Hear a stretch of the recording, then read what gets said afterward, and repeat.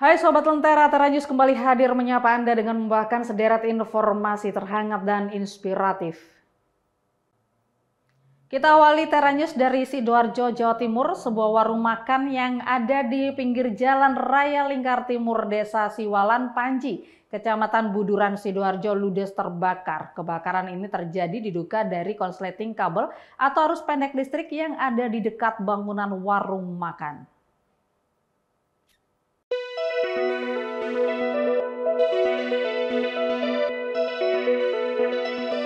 Beginilah detik-detik rekaman amatir warga yang merekam kebakaran yang terjadi di warung makan yang ada di pinggir Jalan Raya Lingkar Timur, Desa Siwalan Panji, Kecamatan Buduran, Sidoarjo. Terlihat api merembet dan melumat seisi warung dengan cepat. Banyak material warung yang mudah terbakar membuat api yang membesar dengan cepat melahap warung makan tersebut.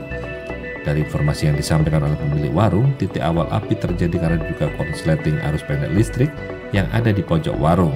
Beruntungnya tak ada korban jiwa dalam insiden tersebut.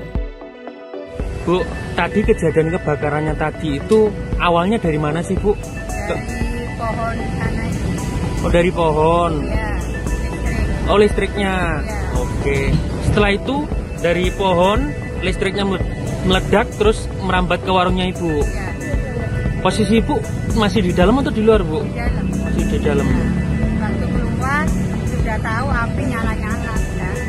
Sudah menyelamatkan. Menyelamatkan cucu. Cucu kan ada di dalam. Cucunya Ibu ada di dalam posisinya. Itu. Habis bayang subuh itu. Nah, tarik air keluar. Tapi enggak ada, alhamdulillah dari jenengan sama cucu selamat ya, Bu. Cuman warungnya Ibu ini yang ludes sih. Satu unit damkar diterjunkan di lokasi untuk memadamkan api tersebut. Tak butuh waktu lama, kurang dari 1 jam api berhasil dipadamkan. Alan Sori melaporkan untuk Lentera TV.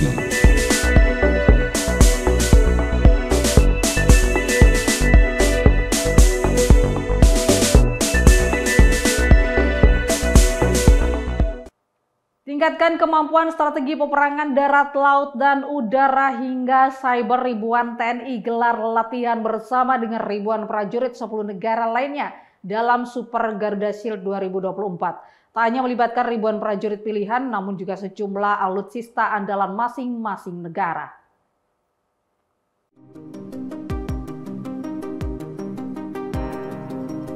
Dibuka dengan upacara di Pangkalan Udara TNI Angkatan Laut Juanda, Sidoarjo, Jawa Timur, Senin pagi.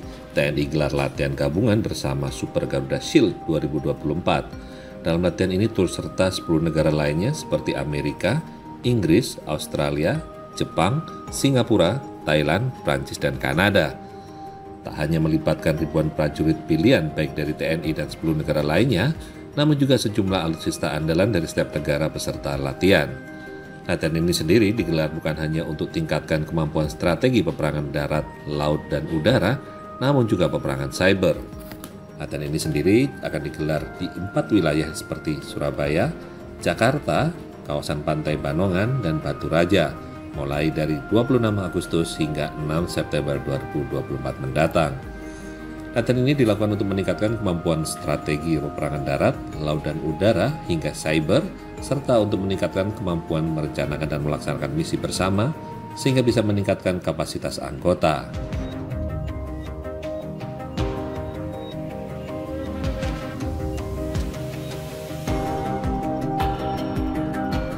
Yaitu di Batu Raja kita melaksanakan penerjunan atau airborne exercise, kemudian di seputaran Baluran dan Pantai Banongan itu kita melaksanakan amfibi exercise dan juga field training exercise.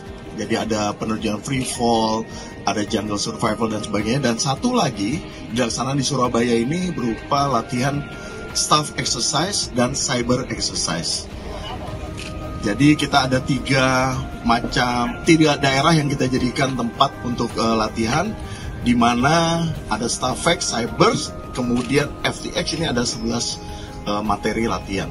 And as I mentioned in my opening remarks, Super Garuda Shield offers excellent opportunities for professional and cultural exchanges that will strengthen our partnerships through shared learning and training commitment as like-minded partners for a free and open Indo-Pacific. Terima kasih banyak, and thank you very much. And to your point, just to emphasize a couple things, and my counterpart already spoke to it, this realistic training conducted during Super Garuda Shield is very important for building that interoperability and strengthening our military partnership and how effective we operate together. Alan Sori melaporkan untuk Lentera TV. Sesaat lagi kita akan membahas bagaimana mahalnya sebuah tempat tinggal di kota New York, terutama saat ditambah biaya untuk membayar agen perantara pula. Jadi tetaplah bersama kami di Tera News.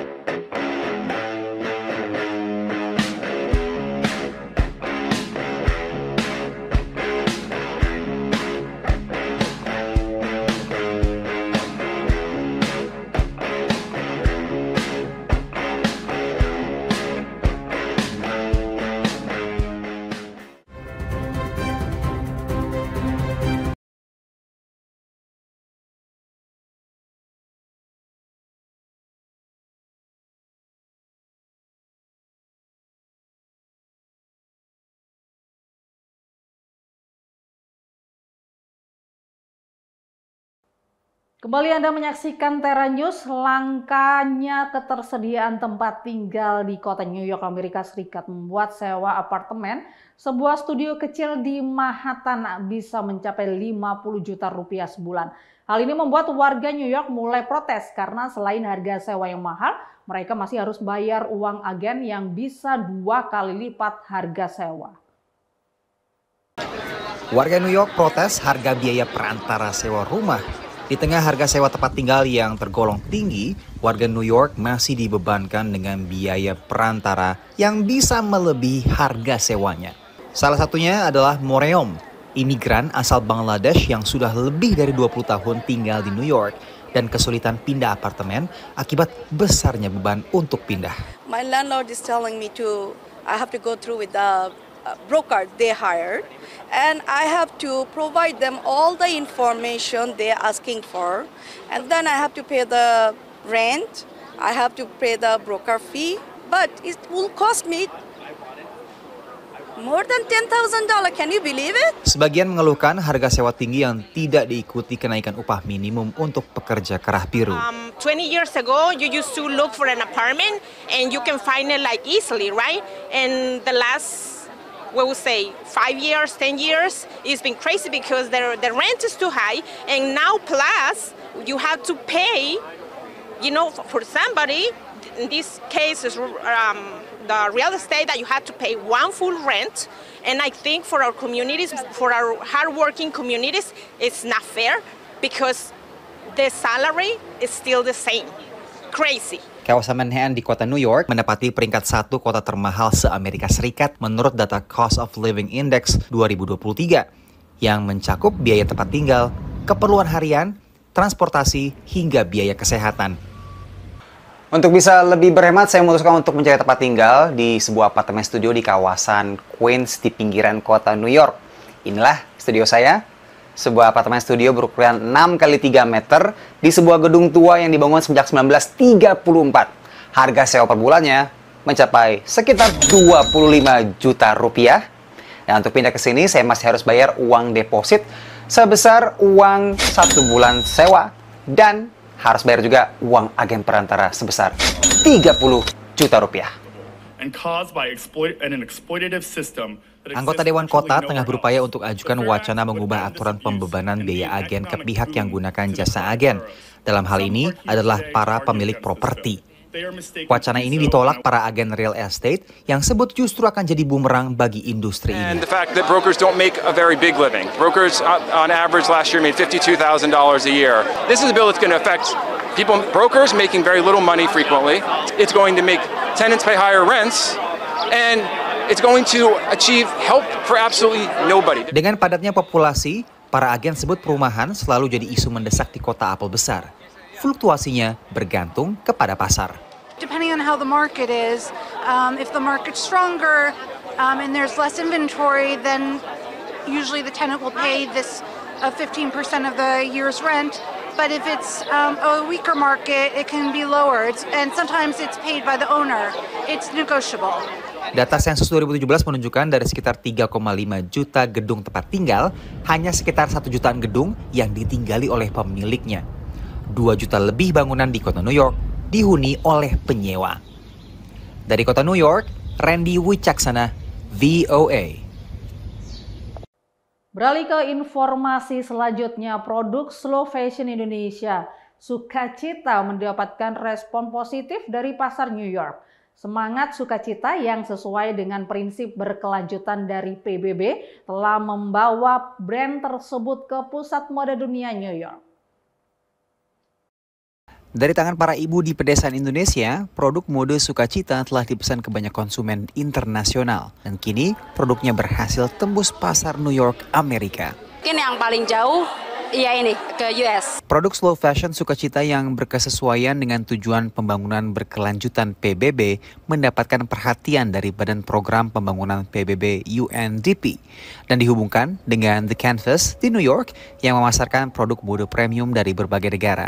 So people are no longer willing to spend that much for the typical name brands, and also people are becoming much more conscious about fast fashion.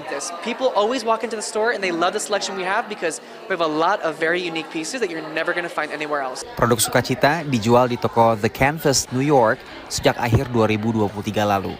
Menurut pengelola The Canvas, produk pakaian Sukacita mendapatkan respon yang positif dari pasar New York, khususnya di musim semi dan musim panas ini. Everyone loves the pieces. They're more so spring-summer oriented naturally. So now we're seeing a bit of more of a pickup, with the merchandise. But everyone loves the handmade details. Tren slow fashion yang ramah lingkungan dan menghargai tenaga pekerjanya kini terus naik daun. Namun, ini bukan tanpa konsekuensi. One of the problems with heritage craft is that in order to pay people a living wage to do it, the cost of that living wage gets passed on to the consumer ultimately. Harga Sukacita tergolong tidak murah, berkisar di Rp260.000 untuk aksesorisnya hingga Rp12 juta seperti koleksi base cap yang pernah dikenakan vokalis Coldplay Chris Martin. Yang kemarin sempat Chris Martin itu tuh ada yang bilang kayak wow, itu bisa beli motor or something gitu. Melalui pesan di label pakaiannya, Sukacita mengedukasi pembeli bahwa harga mahal bukan hanya untuk kualitas baju, namun juga manfaat penghidupan layak yang diterima melalui upah para pengrajinnya. Sukacita itu melalui banyak banget tangan pengrajin. Mulai tadi yang aku ceritain, mulai dari kalau misalnya koleksi kapas, mulai dari petani kapasnya sendiri, itu kita memberi impact kepada mereka. Yang membersihkan kapasnya, yang memintalnya jadi benang, terus kemudian penenunnya, kemudian kalau misalnya di batik, of course pembatiknya, terus juga habis itu yang celup, yang mewarnainya, terus sampai ke yang bikin pola, motong kain, menjahit, fitting, sampai finishing semuanya. Itu menyentuh sangat banyak tangan pengrajin dan memberi impact kepada mereka. Itu yang penting. Produk Sukacita dipasarkan di The Canvas bersama dengan brand-brand internasional lainnya yang semuanya mengedepankan konsep slow fashion. Dari New York, Randy Wicaksana dan Nadira Gasani, VOA. Informasi tadi mengakhiri Tera News saat ini. Anda dapat saksikan kembali tayangan saat ini di YouTube channel kami Lentera TV Media dan website kami lentera.tv. Saya Catherine Ellison, pamit undur diri. Terima kasih dan sampai jumpa.